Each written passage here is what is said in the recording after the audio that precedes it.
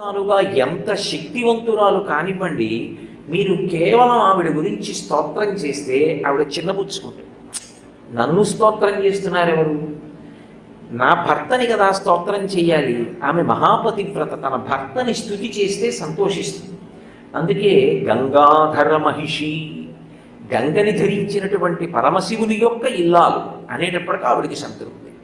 కామాక్షి భజతాం, అటువంటి కామాక్షిని నేను భజించుచున్నాను. తమకేతుర్మాత, తమస్సు అంటే చీకటి, చీకటిని పోగొట్టగలిగినటువంటి పాదములు కలిగినటువంటి తల్లి. చీకటి అంటే పాపము అని ఒక అర్థం, దోషము అని, రాత్రి అని, పాపము అని, ఇన్ని అర్థాలు ఉంటాయి. తమకేతు అంటే పాపములను పోగొట్టగలిగినటువంటి పాదయుగళి కలిగినటువంటి తల్లి. అమ్మవారి పాదములకు ఎవడు నమస్కరిస్తాడో అటువంటి వాడి యొక్క పాపములన్నీ కూడా పటాపంచలైపోతాయి. ఆ తల్లి పాపమును తీయగలదు. పాపము అన్న మాటని మీరు కొంచెం జాగ్రత్తగా అర్థం చేసుకోవాలి. లేకపోతే అయినదానికి కానిదానికి అర్థం లేకుండా పాపము అన్న మాట అన్వయం చేసుకుంటే జీవితంలో అక్కర్లేని పిరికితనం అలవాటైపోతుంది.